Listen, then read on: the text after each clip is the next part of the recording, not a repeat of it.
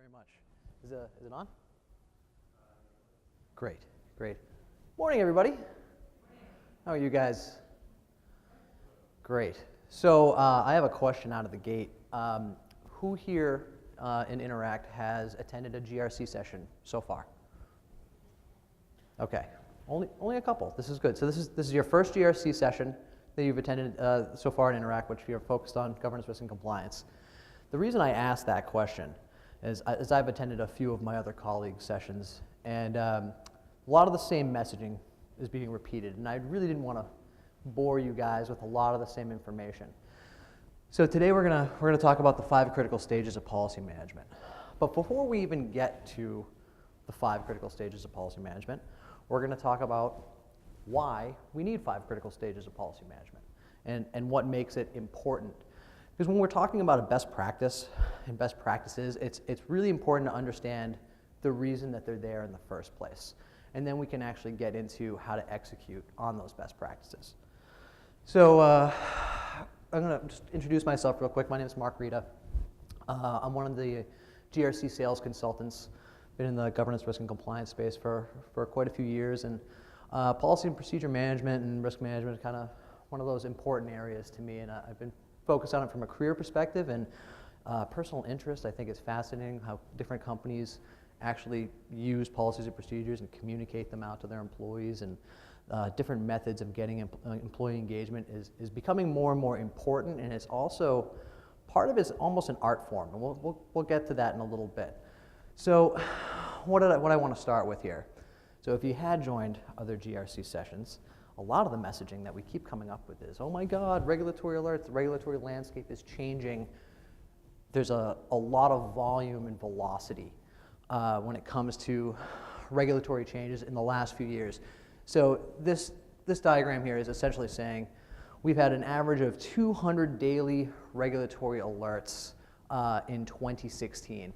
What's a regulatory alert? It's a potentially a policy change or a statement made by a regulating body. It can be very nuanced, but they're also important for organizations to consume. That's quite a bit. This is some statistics from CISPA, which is a financial reporting agency, and seeing the increase in regulatory oversight. So you can see that it's just been incredible in the last few years. And one of the big areas that we'll talk about a little about is enforcement actions when it comes to regulatory compliance. Just a huge amount of different types of enforcement action. From the big giant FCPA cases that are out there, the anti-money laundering cases, the HIPAA violations, we're seeing bigger and bigger trends. The regulators getting more and more involved in business, and it's becoming scary. So, look, puppy. All right, everybody can smile. I want to try to keep this a little lighthearted because we will get a little deep to come back a little bit. So you may see other pictures of my dog in this presentation. So, that's Isabel. She's about to be 12, and she's a Shiba Inu. She's still really spry, but she's getting there. Love her to death. I miss her dearly right now. So, policies and procedures and risk management. So, when we talk about 5 critical stages of policy management, we have to do it with a frame of reference. And a lot of times, most people who are operating policies and procedures, most organizations, and if you have had some touch point with a policy or procedure, you forget that really what this is at the end of the day, it's a control. And it's a control based on a risk. But if you take a step further back, an organization's efforts to manage their risk holistically, policies and procedures operationalize it. They're the driving force that actually states what the ethical business conduct should be of that organization, what an employee should do, what an organization's stance is on a particular topic, and how it actually operates. So they really do operationalize all the different areas of risk management, and they cut across different areas, regulatory compliance, legal, HR, safety, environmental, finance, they touch just about everything, and that is why they are so important, and that is why on the regulatory side, which we're going to come on to a little bit, they also get a lot of scrutiny, and there's a big focus on getting it right, and that is why we have these best practices. So risk profiles change depending on what industry you're in. You could be in oil and gas, you could be in insurance, you can be financial services, and depending on your area, what you're going to be focusing on from a risk perspective, it really changes. So what does this matter when it comes to policies and procedures? And the statement that I would like to make to you today is it doesn't. It doesn't matter what industry you're in. It doesn't matter what your risk profile it is. It no longer makes a difference as it relates to policies and procedures. You might have different ones, you might have different processes, but when it comes to being, having or approving an effective compliance program, it's really more on, it's going to be more around the process. Let me show you what I mean by that. So I brought a whole bunch of different regulating bodies up here. SEC, the U.S. Sentencing Commission, Federal Sentencing Guidelines for Organizations, Department of Energy, the DOJ, Office of Inspector General, and I was hoping we'd have some UK colleagues in our room. But if your organizations do operate in the EU or in the UK, you might be familiar with some of the other regulating bodies that we have up here on the screen.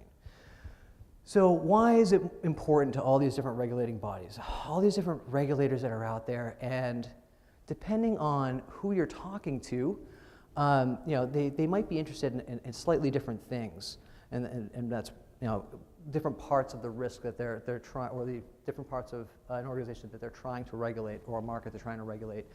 But what we're seeing is a real alignment and cohesion amongst standards on what is considered an effective compliance program. What should your organization be doing as it relates to compliance, and how a regulatory body is going to evaluate your compliance program is really what matters. So, this started off back in 2008 with the Federal Sentencing Guidelines for Organizations, really getting a remap, and we see, written standards and procedures being number one, program oversight, training and communications, monitoring and auditing. These are all areas that policies and procedures will touch. Moving over to Office of the Inspector General, you can see they're relatively the same. So it's almost like it doesn't matter anymore. And that's why best practice becomes so critical when trying to prove an effective compliance program, because if you're doing a best practice correctly and you're giving the touch points that they're looking for, that means you're actually going to be able to protect yourselves and prove that your compliance program is effective. So let's talk about this a little bit more. So early this year, the Department of Justice Fraud Division released a white paper called The Evaluation of Corporate Compliance Programs. In the UK, last couple of years, they've had the senior managers regime, fairly similar.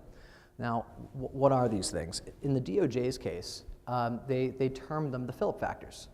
So if a breach has occurred or an incident has occurred, and the Department of Justice is brought in to not only investigate the incident that has occurred, they're also going to evaluate your compliance program. And they want to evaluate your compliance program on a couple of strong factors. And it's really the existence and effectiveness of a corporation's pre-existing compliance program, the organization's remedial efforts to implement an effective corporate compliance program, or to improve upon an existing one. And they're going to ask questions based on all of those themes. And the questions now start becoming very, very nuanced. And they did release in this same white paper what some of those questions are going to be. Policies and Procedures Management has its own dedicated two-part section. It's actually quite large. But it does trickle into a lot of other areas when it comes to risk management, when it comes to training and awareness. There's a lot of bleed over. And what we're hearing from the DOJ, and the person who actually wrote this was Yu Chen. She ran their fraud division just on evaluating corporate compliance. And literally what she has told her prosecutors is, I want to see evidence, I want to see metrics. We know that organizations can produce these things when it comes to compliance. We know it's there. we should not be afraid to ask for them. So what are they asking for? And I apologize because this gets really wordy. But some of the questions that they bring up specifically in this white paper are, what is the company's process for designing, implementing new policies and procedures? Who has been involved in the design?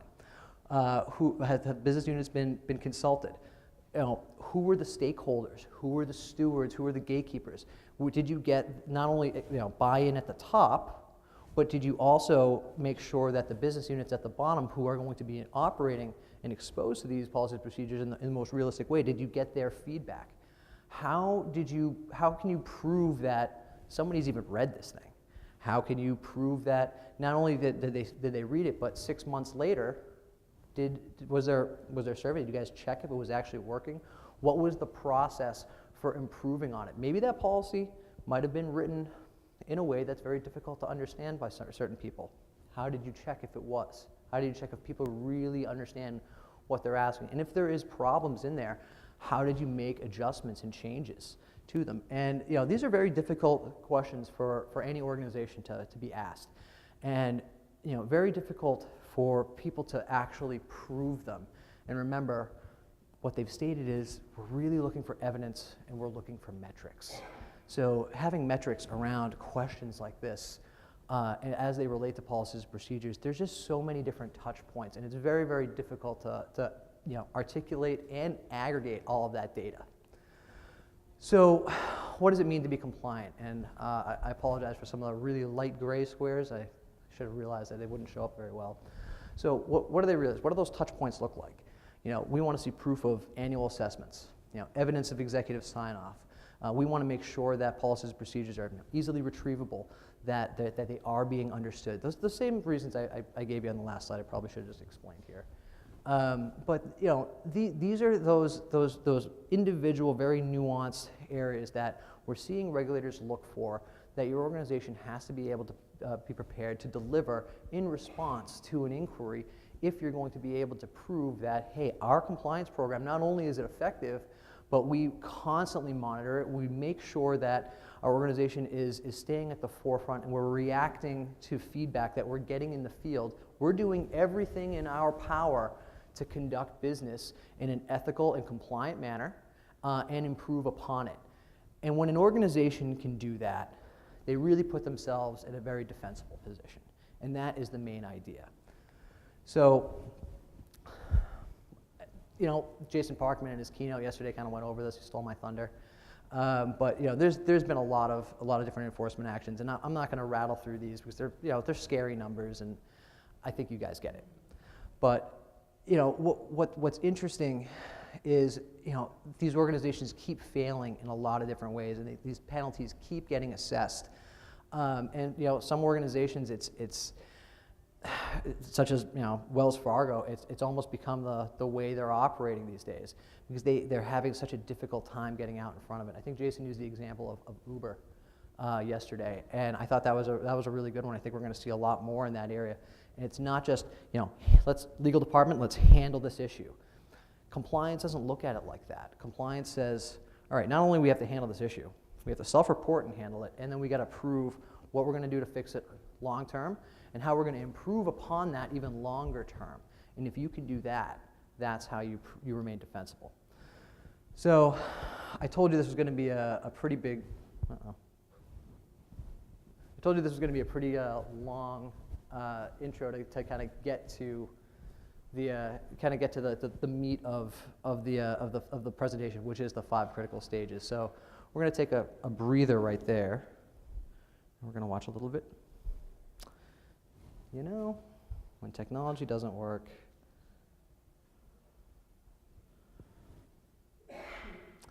this is going to be an awesome video of my dog catching a ball. And, sorry? Yep. Oh, here we go. Okay, let's take a breather. Do we have audio? And every time I step up in the building, everybody hands go up. And they stay there, and they say yeah, and they say there. All right, so she's still pretty spry, which is great. Ah, man. But you know, the reference that I'm going to use here a little bit in a dog chasing a ball and catching it and bringing it back, there's an analogy there for compliance programs. It's constantly going out, making sure you're getting that action done. You're touching that right touch point in the best practice, and you're bringing it back, and the cycle is repeating. And the cycle is really what's important, and the cycle is what's, you know, difficult to prove. So that brings us on to the next part of the presentation here.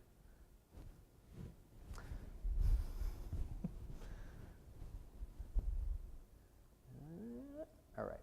So incentives. You know, because we've seen all these enforcement actions and because we're talking about best practice and everything, there's got to be some light at the end of the tunnel, right? So if you are able to prove to the Department of Justice or regulating body that you guys are doing everything in your power to maintain your compliance and improve upon your compliance, the federal sentencing guidelines all say that we will give you a civil reduction. We will take away that pain of that fine, of that action, and even that criminal suit if you can prove to us that you are doing all of the right things. Now, in the last couple of years, only 2% of organizations seeking a civil reduction have actually got it, because the DOJ has become so much more strict on how they're evaluating organizations. A big action case was with Morgan Stanley and a trader that was caught essentially giving payouts. Big Foreign Corrupt Practices Act action that happened, I think it was like 2013 or so. And this gentleman named Mr. Peterson was caught red-handed giving payouts and bribing officials in different Asia-Pac areas. And the DOJ came in and said, you guys are in deep, deep, you know what. And Morgan Stanley turned around and said, hey, actually, you know, we've trained this guy. We've talked to him a number of times. He's signed off on these policies. We've trained him 12 different times on what our ethical standards to be. As an organization, we've done everything in our power to make sure that he knows what he is doing is not how our standards reflect and how we operate. And they brought that evidence and metrics to the table. And it was the first time in history when an FCPA violation, a case like this, actually came up, a major financial, that they received $0. And that could have been a multi-million-dollar penalty that was inflicted upon them. And at that moment, that's when everybody in the compliance industry said, okay, best practice. What are they doing right? And how do we do it like them or do it better than them? What does this look like? And as it relates to policies and procedures, we finally get to the best practice. And you know, again, this is cyclical. So you know, we're gonna start with number one. We're gonna go around the wheel. If you guys have any questions and everything like that, feel free to stop me. I tend to ramble. You may have noticed. So you know, the first step here, you know, establishing policy requirements. Why is this important? Because a lot of organizations have a lot of different policies out there. They have so many that they don't even know what's out there. Maybe you know, HR's got these and finance has got those, and you know, there could be a manager somewhere down the line that wrote something on a piece of paper and said, this is a policy. And it's really important that when you're drafting these policy procedures, you actually have a handle on the inventory that's out there, because if there's overlap, there's exposure. If one policy statement is telling you one thing and another policy statement is telling you something slightly different, well, who's to know what was the right at the time? So, you know, a risk analysis. You know, do we need a policy for this? Sounds simple enough. Do we have anything that's going to conflict? How are we actually going to enforce this policy? And you know, how strong should it be? What's our appetite here in enforcement? Because that's going to be dependent on a lot of things. If it's a strong policy, then enforcement's got to also be ratcheted up. You know, you really got to make sure that it's clear. There's a lot of factors that go into just establishing that initial, you know, why do we need it? And all these need to be documented. Because remember those touch points we talked about a little bit earlier. What does it mean to be compliant? These are some of those evidence and metrics that that they're looking for. Drafting a policy.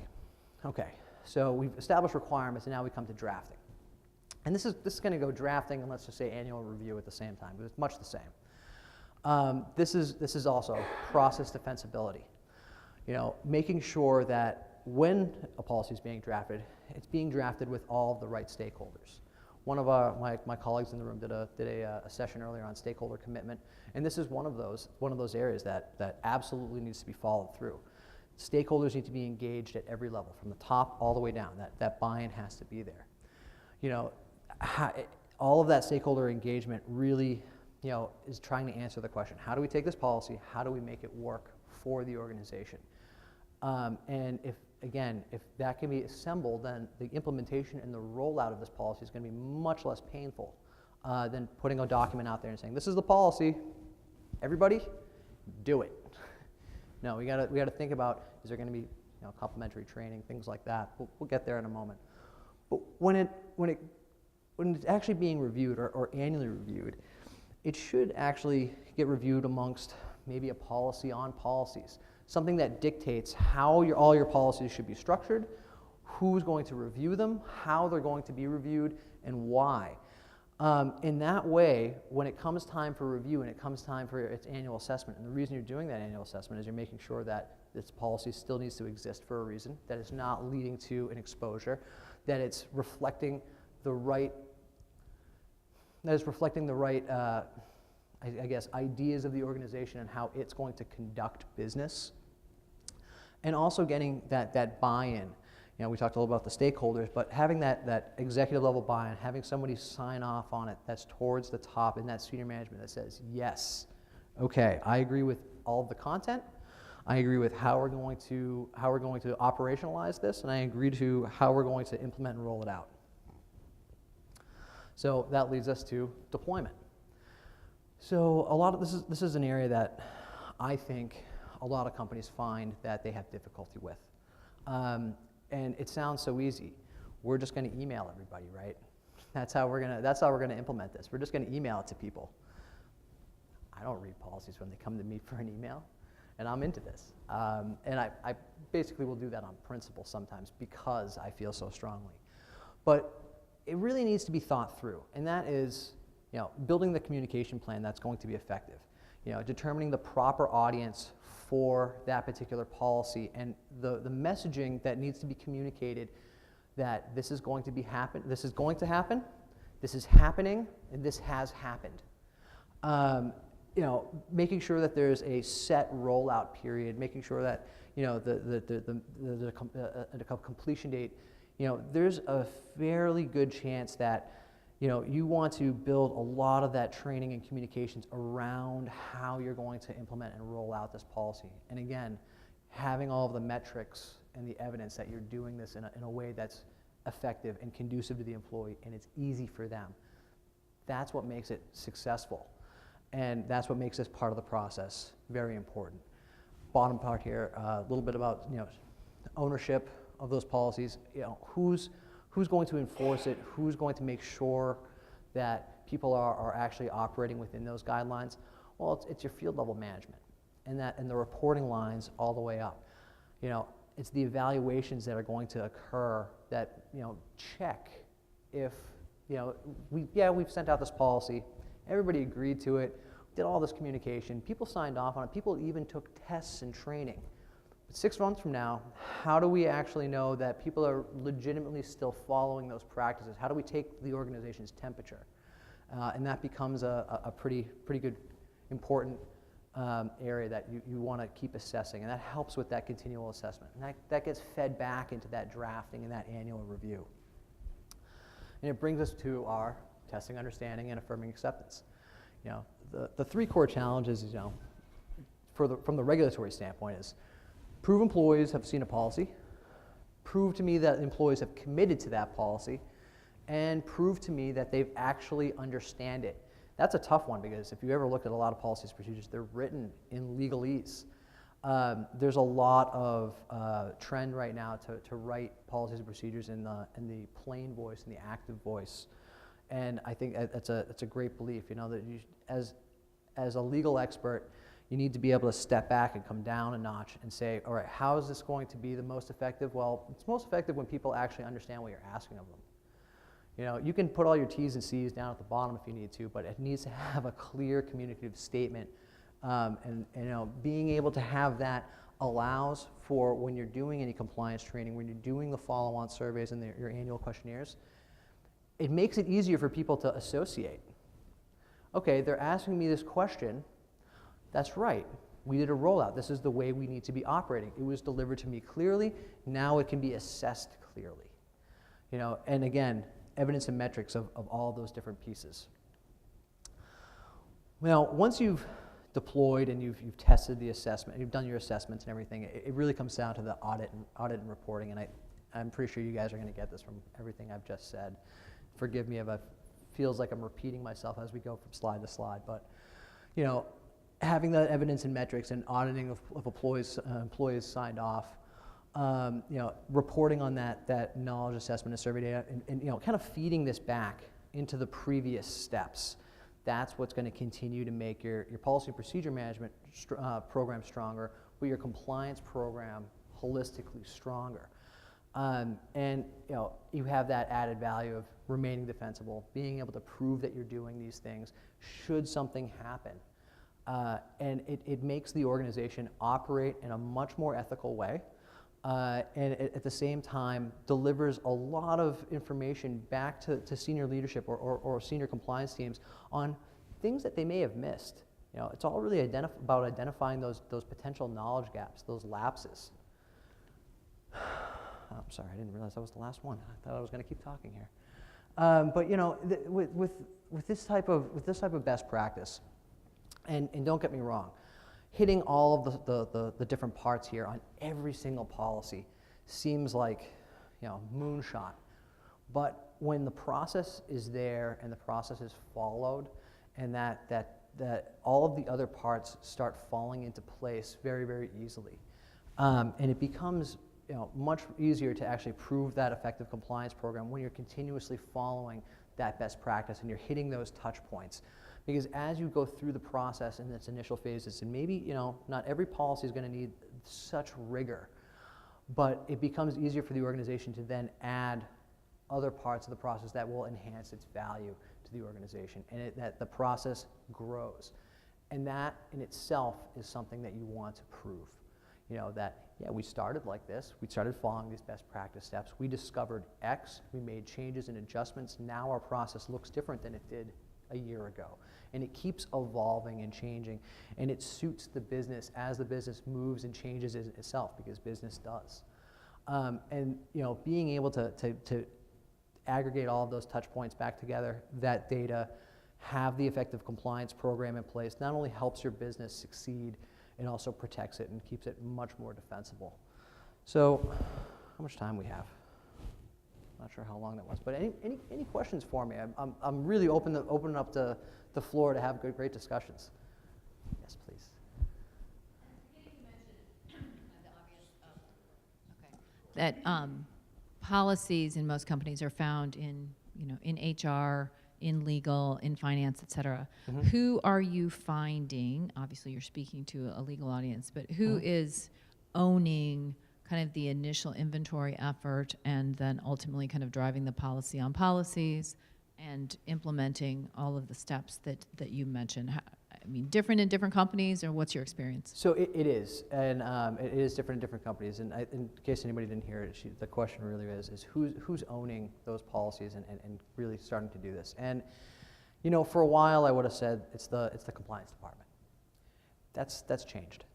It's not just the compliance department. They are definitely involved. But what we're seeing now in most organizations is a committee, and that committee being made up of several different business units. That can, you know, participate in that evaluation, that risk assessment, participate in operationalizing those policies, getting that stakeholder engagement. It's that same committee, so it's usually a policy steering committee of some kind. And one of our resident experts who just walked into the room,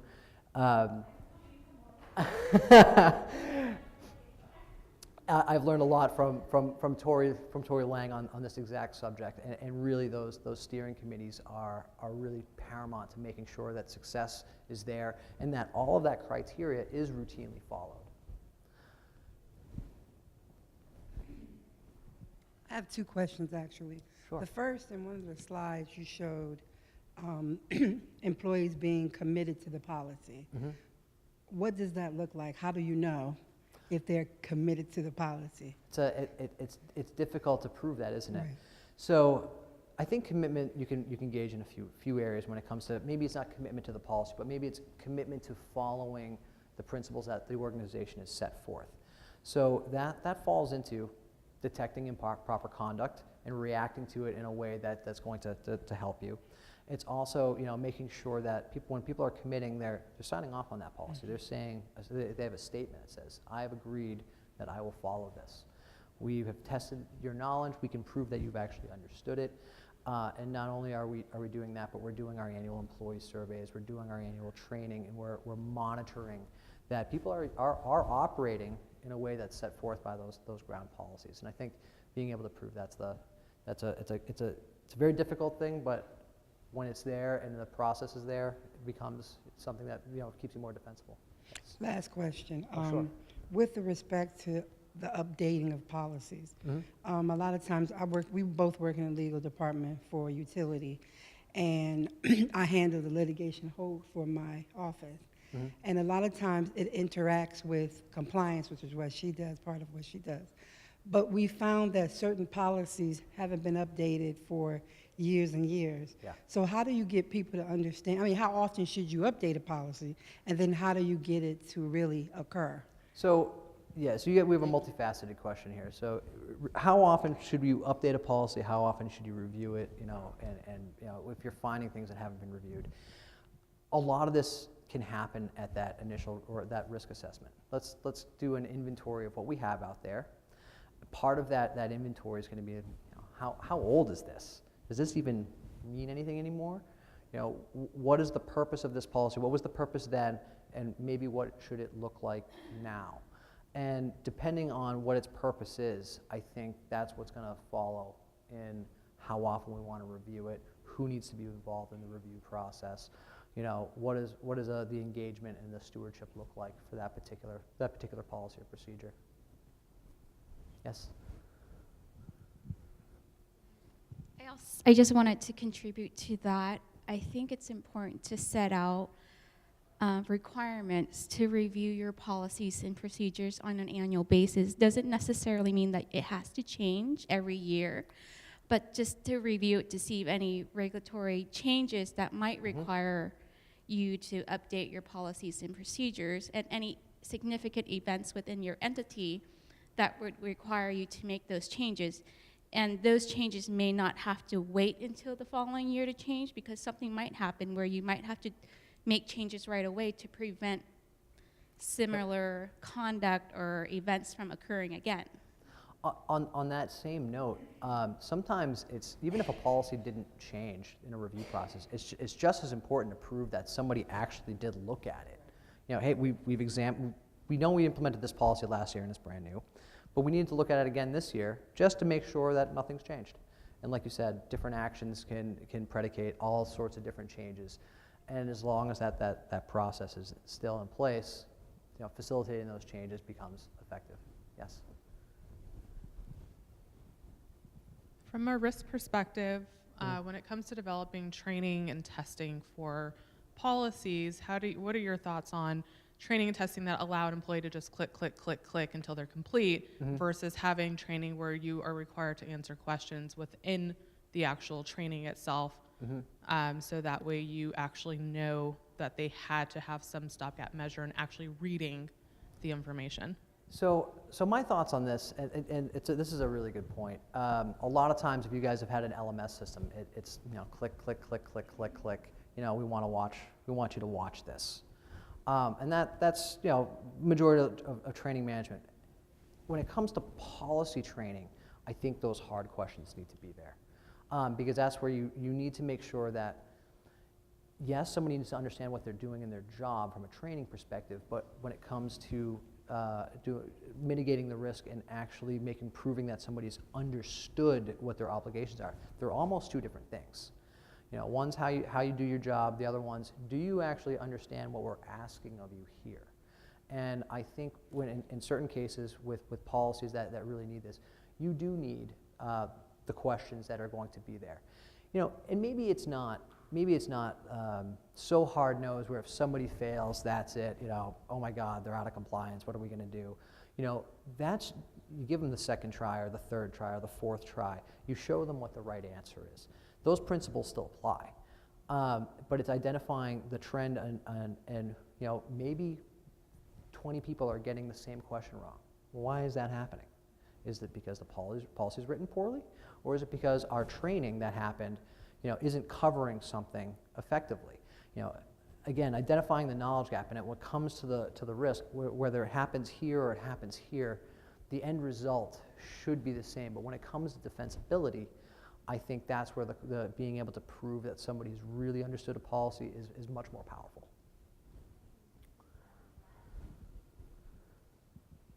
I help administer our international business conduct program, and before, like years and years ago, it was a lot of in-person training, and then e-training came in, and it was a lot more convenient. And we have two. We have, for new employees, they take the longer one, and it's actually quite interactive. You have to answer questions, and you have to do a declaration. And then we have a refresher every year that we actually combined our IBC sign off with our annual code of conduct and ethics, so they tie in together. And there was certain questions that people were clicking no when they should have had yes, and that just came down to, it just wasn't clear. So it just would like red flag it, and we still revisit it every year, but making it easier for people to understand, and then also opening it up to, we're not saying no, you can't do that, we're just saying we just want to have a discussion with you before it happens. And so by making things easier, like plain language for people to understand, the whole like conversation, it just opens up like so much more. So that's what we do right now. It's pretty effective. I think it's a really good point. It helps open that conversation, and that's what you need. And again, going back to that whole stakeholder engagement and making sure people really understand what's being asked from the top all the way down to the bottom. It only adds to how effective it's going to be and how easily it's going to be to actually roll out, implement, and manage going forward. Of course, when you said in the beginning, policies come from the several various department areas, HR, legal, risk. We have an issue where we're trying to figure out the best source, and you can recommend this, and if someone else tells me how they handle this, where to house all the policies. Is there a software program out there that anyone knows of that is universal, that everyone can go into this and work on it? Because we're all over the map right now. There might be a software program that can help you with that. There is an organization that sells it. I don't know which one it is.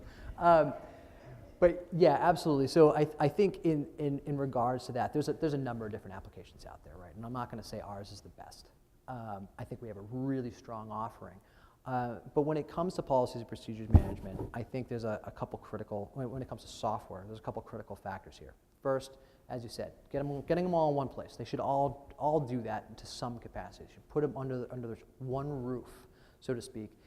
People who can access them, that may change, but having them all there in one place makes them much easier to manage, version control, et cetera.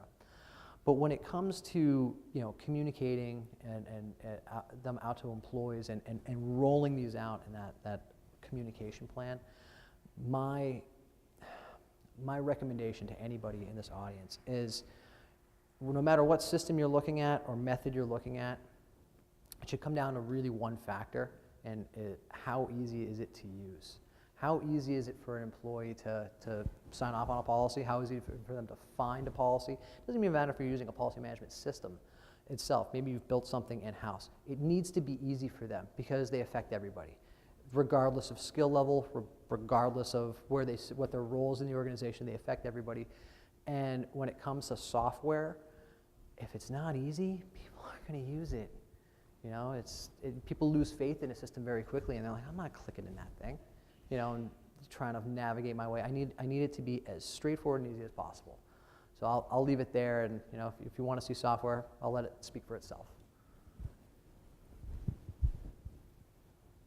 Just adding to that a little bit toward that end, I have one client who, in particular, with some of their higher risk employees, meaning kind of their salespeople, people in kind of higher risk locales, the company has developed just their own sort of static app where it just has some of the key policies just on the app, so they can access it really simply on their phones. And this in particular deals with gifts and entertainment. So in particular, they're going to take somebody out to dinner. They need to make sure they're not in conflict with the company policy. Again, right now, this app is just static, but they're hoping to get it to where it ultimately becomes interactive, where if somebody's literally about to go out to dinner, they can submit a request and get 24/7 response as to whether or not it is permissible under the policy. But to your point about it being easy, you know, there's one thing for being online or being at your desk, but there's some of the people in the most high-risk situations are those who are out in the field, and Yep. maybe their best access is their phones. And Right. I think more and more we're going to see that developing, and the need for people to have it right there and have it be super easy. Yeah, I 100% agree. Mobile is definitely the future, and in a lot of cases, with some of our customers, especially in those high-risk areas, it's offline mobile. You know, being able to look something up and not have connectivity because you're working, you know, on an oil rig in the middle of the ocean, or you're working in a mine or a construction site or something to that effect. So there's a lot of different trends in that area. I think Ford, the Ford Motor Company, actually came out with it was an ethics app, and I think the source code is available to anybody. But it's similar to what you just discussed. It's, you know, this is what our stances are on our basic employee policies. You know, the ones that are going to dictate employee ethical behavior are going to be there, easy to reference. Some gifts, entertainment information's on it. But when it comes to some of the more nuanced policies, such as, you know, the financial controls, you know, anti-money laundering, those are going to be handled a bit differently, you know, and that's where especially some of the defensibility of process really does come into play, because those are your higher risk areas, and the policies need to be much stronger. Therefore, the process that dictates them and controls them also needs to be much stronger. How are we doing on time? I didn't really. Oh, wow. Great. You guys want to keep talking, or does everybody want some time back in their day? Please. Thank you, Tom. So how do you determine when you have maybe too many policies? I feel like my organization has approximately 300 probably, which is for a 1,000 employee organization. That seems like too many. And do you have any recommendations on, you know, at the end of the day, you want your employees to focus on the most important ones that, you know, really could come back to bite you, something like FCPA, Yep. and not maybe as much on dress code policy. So how do you determine, you know, which categories, how you categorize policies? That's a very good question, and I'm gonna steal Victoria Lang's answer here, and please correct me if I'm wrong, because you've actually done this and I haven't. So from what I understand in Victoria's process here, their first step was inventory, figure out what's there. Second step was who owns what, and third was a really thorough examination of, you know, do we need it? Do we not need it? Is some of the details covered or not covered? And then from there, based on perhaps that risk assessment, the prioritization of what you're going to focus on first before you can move on to policies that, you know, the dress code policy and the, you know, that's probably not going to be so important. We can leave that to the end. But, you know, your more higher up policies, your anti-money laundering, your anti-bribery, you know, how those are the ones that are going to deliver the most, when they're done effectively, the most protection for the organization.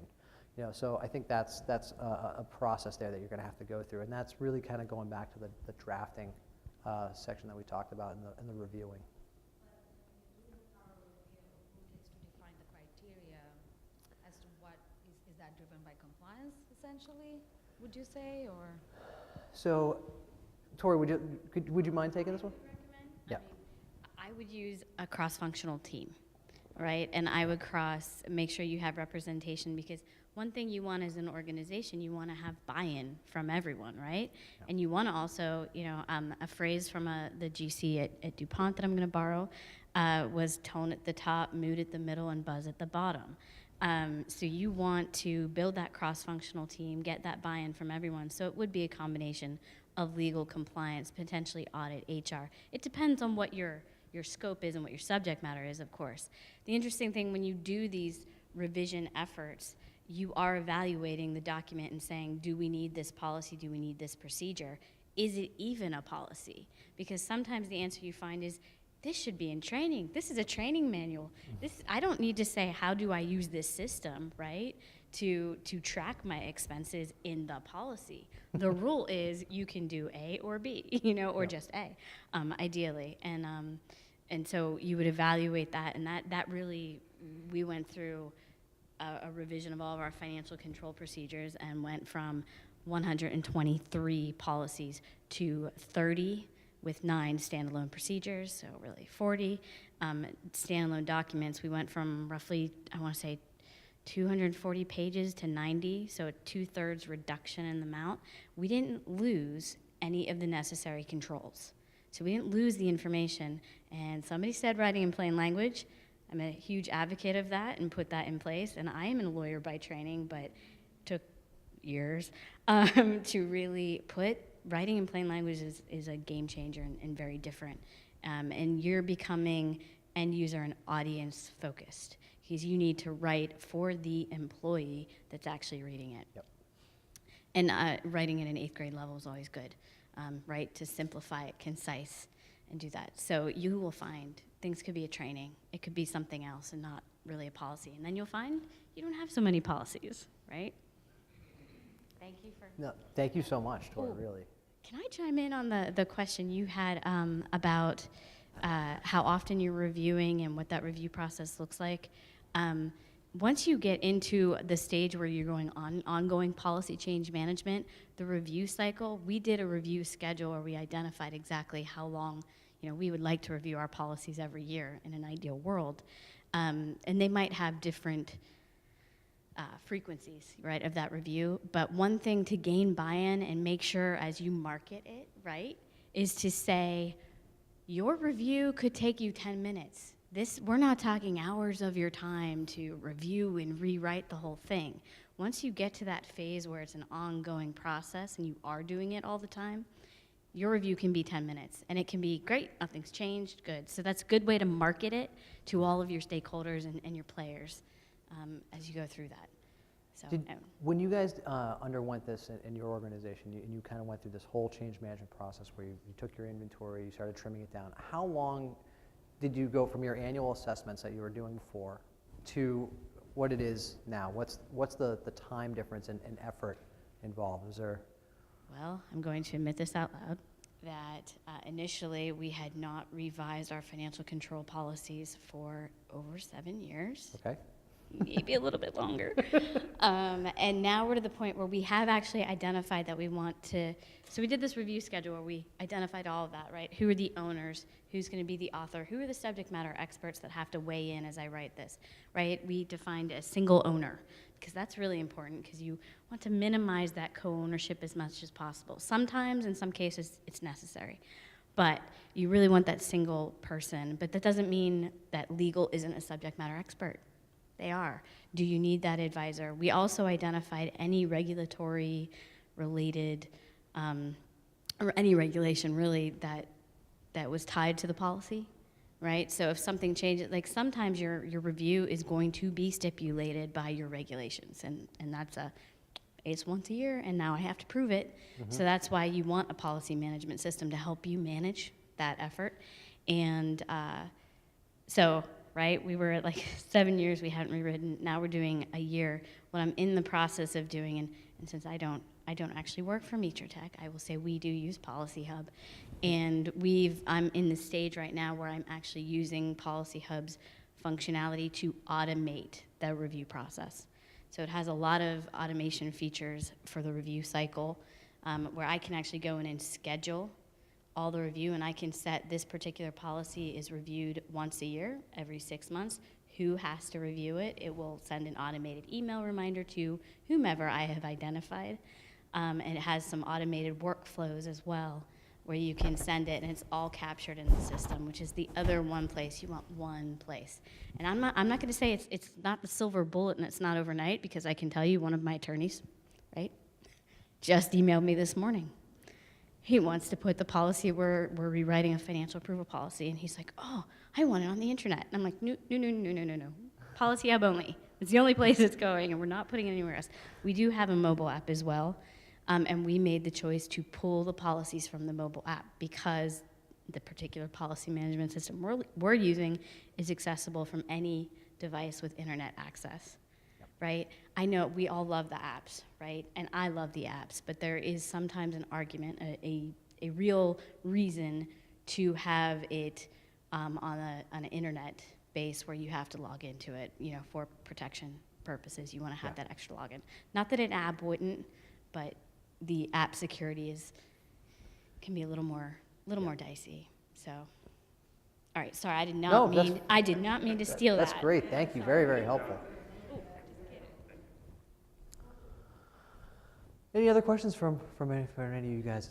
This has been great. I love getting the engagement from different people, and thank you again, Tori, for chiming in. All right. Well, look, I think we're cool, and we can give you some time back. I'm actually going to be doing a presentation of our solution in the next session. It's going to be a real high-level overview, but if you guys are interested in seeing it, definitely contact us afterwards, and we can set up something that'd be much more tailored. All right, guys. Thank you very much.